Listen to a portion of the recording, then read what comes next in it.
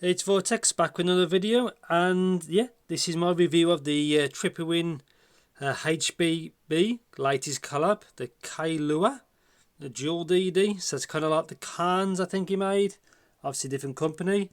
And yeah, as usual, full disclaimers, I'd like to thank Linsol for sending me this unit to try, so thank you very much. I was not paid to do this video, and all thoughts and opinions are my own.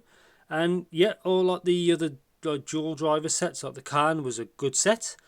Quite a different set, especially in the low end there. It did like a more of a subwoofer kind of presence with the low end. And yeah, that's what these are like. So yeah, let's see what you get. So again, it's another collab with Hawaii Bad Boy from Bad Guy Good Audio Reviews. Dual dynamic driver. So spec, so it's a 10mm DLC, titanium coated, and another titanium coated. That's a diamond like carbon. So yeah, 10mm and a 6mm. Impedance of 19 ohm, frequency response 12 to 36, which is obviously more than enough because we can't hear that high. Sensitivity 106, rated power 5 milliwatts, max 10 milliwatts, and detachable 0.78 2-pin. Nothing on the back. So yeah, kind of a metallic pinky purple kind of colour. If I can get these out. So yeah, see in a sec. I need a tool. Yeah, that was quick. So yeah, pinky purple kind of colour. Push these out. Shell looks familiar. Very small, but yeah, I've seen this kind of shell before, but I can't remember which one it is. Quite small. It's quite thin. They're quite a small shell. Obviously 2-pin. Looks a decent enough length there. You know, the nozzle. Both basically the same. No writing on them. So you get a bunch of tips. Looks like wider bore and kind of normal.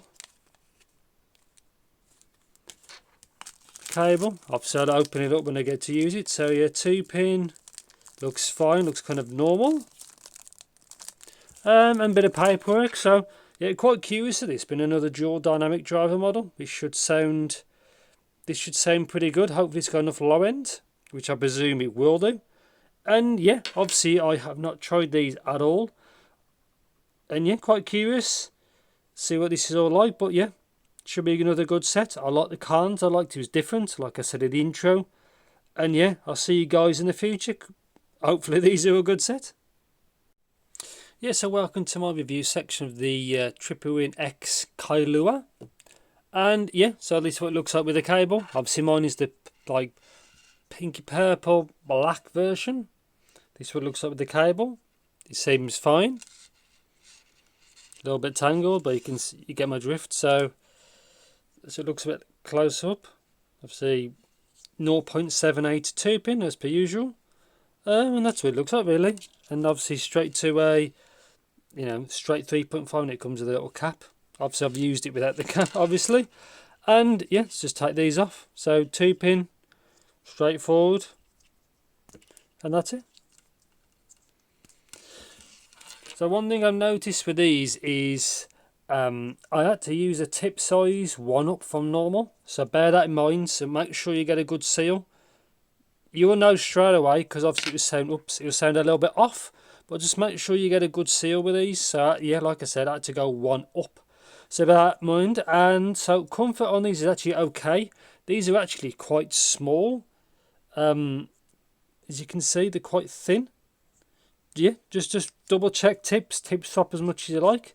That's what I found was most important because I noticed straight away it sounded a bit off. Anyway, so build quality is good. I've seen this kind of shell before. I'm not quite sure what model. It's quite plain and I like that. So there's nothing on it, which is good. I do like that. These also come in blue, and blue is my favourite colour. I think that might be a better pick. But it is what it is. But build quality is plain but good. And yeah, so power and sensitivity of these is fine. You don't need anything special. Again, I've seen this in a few videos. This may even be overkill. These are not like planars. You don't need anything really fancy to power them. It might help though if you do to get better technically sound quality. But you could, as long as your phone's got a good enough 3.5 or a DAP, you know, it's more than good enough. Sound stage, as in width. These sounded quite big to me. Obviously, you see on the graph in a bit. They've actually got pretty good extension, so the air on these is pretty good. Imaging on these actually I thought was pretty good as well. No issues at all. Resolution on these. So these are a dual dynamic driver per set. I can't remember the materials, but obviously it's in the description. And they're very detailed. They do scale a little bit with better, a better source. So it does help, but resolution on these is good. Probably one of the better DDs I've tried for that. The Alina was up there as well for good resolution, good quality drivers and all that good stuff. Anyway, so sound. I'll overlay the graph now so you can see what it looks like. Now, as this is a Hawaii bad boy collab, he likes a bit of low end, and as you can see, he has a bit of low end. Now, just go from left to right. Now, he likes a little bit of bleed because it gives certain instruments a bit more of a kick.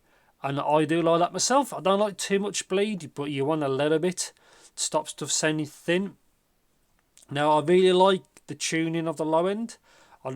Apart from the little sub bass roll off, but a lot of music doesn't have sub basses in. It's more mid bass kind of push, and this has it. Great dynamic drivers they've used, and not much to say really. It's great. I do like it. Again, I do listen to electronic music typically as well, and it seems good for that. And not much to say. It works perfectly fine. It's like I said, the dynamic drive they've used is of a quality one, and you can tell as it has got good decay. It just sounds good. Mid range again is a bit solid. It seems a little bit pushed out. It's upper mid forward a little bit, well, enough shall we say. Lower mid range is that bleed from the bass, which sounds good. I prefer probably a little bit flatter, but that's my preference. And yeah, it's fine really. Now you can see there's a little imbalance between the drivers, but I didn't really notice that when I used it. I graphed this as I do normally. I graph it after I've spent a few hours with it, not before. So before I listened to it, I had not seen a graph of these. And yeah, so I stopped waffling on, but mid-range is pretty cool. Female vocals sound good, so the males. Any instruments that sit there, again, obviously we all listen to different music. I do listen to electronic mostly. But if I did try this with like pop music and just some random bits and bobs, and it sounds fine really. Yeah, so treble. Again, there's an imbalance. I never really noticed that, to be honest, in use. The only thing to note, again, it depends on your genre, if the music has it. So there's a peak around 4.5. So you may get a little bit hot, or you may get a touch sibilance. I did, but very rarely. Again, it all depends how the music was mastered as well. So it depends if it's a bit spicy there, shall we say. But I had it, but very rare, to be honest. You may not get it at all. You may get it more than me, but it is what it is. And yeah, good stage, very detailed for a DD. I like that it's not just massively V-shaped, but there's a few peaks and troughs, which I think help in some ways and may harm in another. So you got like that 4.5K, but then it dips straight after. I don't mind that. I did find these quite detailed though overall. Like everything you listen to, you get that in your music. So if it's recorded with it, you hear it basically, shall we say. Nothing's really veiled or nothing like that. Obviously the peak just past 8K is from the coupler. And yeah, and obviously you got a peak about 12, 13ish, so it gives a bit more air. And good extension, quite a good set really. Just make sure you get the your tips right, shall we say, really. And before the conclusion, I'm just going to put on another Blon, the Z300. Now, I found that these was, as it's a collab model, they're kind of similar, but the Blon has single dynamic driver. It's a little bit more consistent in its tuning, as you can see. A lot of the graph is really close. but I find that the Kailua is more detailed. There's more extension. The DD they've used is better. Now you'd only know this if you did back to back with both sets. But the Kailua is the better of the model, but then again it is the more expensive of the model. And the Z300 just sounds a little bit smoother. And that's it. So quick and dirty is, I think the Kailua is the better of the two, more expensive. And that's it. So conclusion is, do I recommend these? Yes, these are $80. I didn't know that when I first got them. A very well tuned set. Just make sure you get the comfort and ultimately the fit right, so you get the best bass seal and you get your best experience. You don't need nothing crazy to power in with. Very detailed, competent set. Just make sure that the treble may not be a little bit too spicy for you. I was fine with it, but it only showed its head a few times, and that's pretty much it. Good set, $80. It's worth that. And yeah, that's pretty much it. Overall, a great set. Obviously, it's not as cheap as, like I say, some of the other models, but a DD with two dynamics which are of high quality, with a nice piece of tuning, from a company who knows what they're doing. And that's it, pretty much it. So yeah, if you want anything in particular, please do let me know in the comments. And yeah, thanks for watching. Take care.